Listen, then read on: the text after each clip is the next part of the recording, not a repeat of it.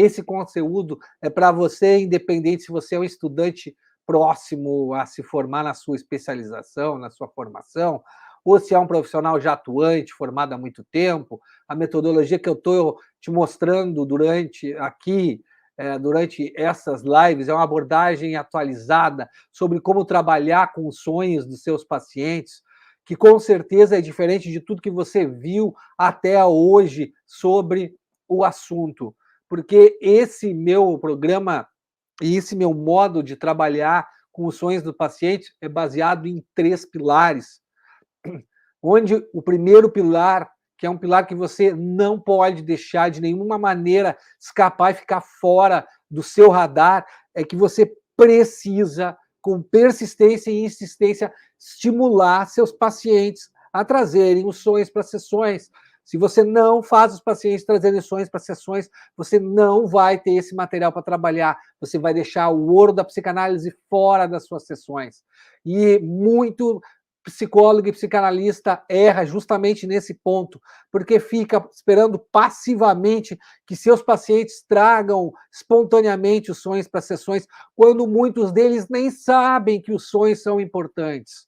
E aqueles que sabem, se não escutam você falar na importância do sonho, que você é o profissional, especialista de referência, que se destaca em relação aos outros profissionais, que trabalha em relação a esse conteúdo, ele não vai ver motivo para trazer os sonhos para trabalhar nas sessões. Então, esse primeiro pilar ele é fundamental para funcionar todo o resto. O primeiro pilar, você tem que estar sempre no seu radar, desde a primeira sessão que você está tendo com o paciente, daquela entrevista inicial. Porque ao fazer isso, você convida o paciente a investigar o próprio inconsciente na sua companhia.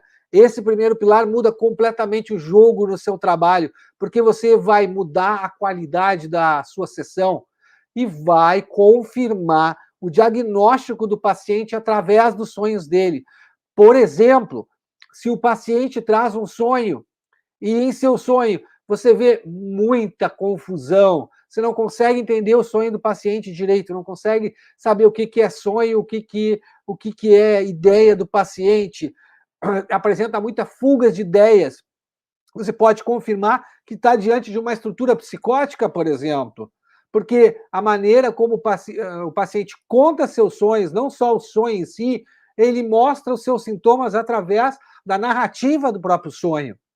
Se o paciente traz um sonho, outro exemplo sobre isso, onde, por exemplo, a sua parceira caiu no rio e ele tem dúvida se mergulha ou não nesse rio para salvar a parceira e fica nessa dúvida no sonho, fica remoendo essa dúvida, acorda angustiado a respeito disso, você pode confirmar, por exemplo, que está diante de uma estrutura mais neurótica, provavelmente do tipo obsessiva compulsiva.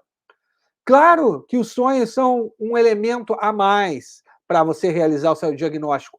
Não pensa que é o único, mas eles com certeza confirmam a sua hipótese diagnóstica quando você está em dúvida em relação à estrutura da personalidade, porque ele pode ligar um alerta na sua cabeça, na sua mente, quando você está pensando no paciente, quando você está revisitando o mapa do paciente, que é um instrumento fundamental para você fazer o diagnóstico da estrutura da personalidade, ele pode acender um alerta para você. Opa, esse sonho está diferente daquilo que eu estava esperando. Será que a minha hipótese diagnóstica lá é correta? Será que o paciente não é mais grave do que eu imaginei que fosse?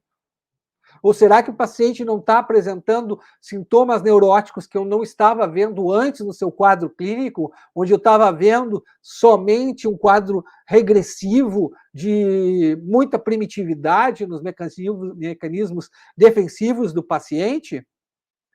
Você vai poder ajudar o paciente a olhar para os próprios demônios sem que ele se assuste completamente com isso, porque ele não vai estar sozinho, ele vai estar mergulhando no inconsciente, você vai abrir a janela do inconsciente do paciente na companhia dele, então não esqueça jamais, eu digo jamais esse primeiro pilar, ele é fundamental. Como é que você faz isso?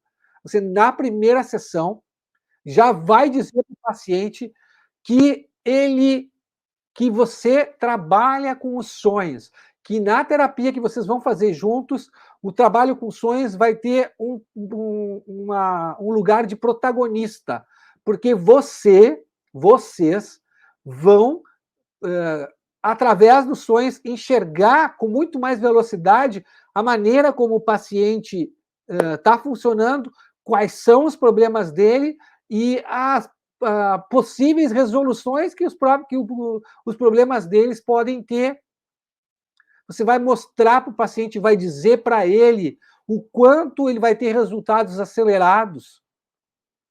Quais são as vantagens dele trazer o sonho para a terapia? Você precisa fazer isso. E já desde a primeira sessão, para ele perceber que o seu trabalho é completamente diferente do terapeuta anterior que ele foi, do terapeuta ou dos outros terapeutas que ele foi. Porque, opa, ele vai pensar assim, esse terapeuta é diferente. Aqui nós vamos falar sobre coisas que eu nunca falei com nenhum outro. E vai ser em mais profundidade. No primeiro momento, ele vai até testar você. E vai, talvez, até na primeira sessão, trazer um sonho para você trabalhar com ele. E aí você vai ajudar o paciente a mergulhar nesse sonho em profundidade. Então, por isso, estimular os pacientes a trazerem os sonhos para as primeiras sessões, desde a primeira sessão, é importantíssimo, porque é uma instrução, é uma pedagogia da psicanálise que você precisa fazer. Esse trabalho é nosso.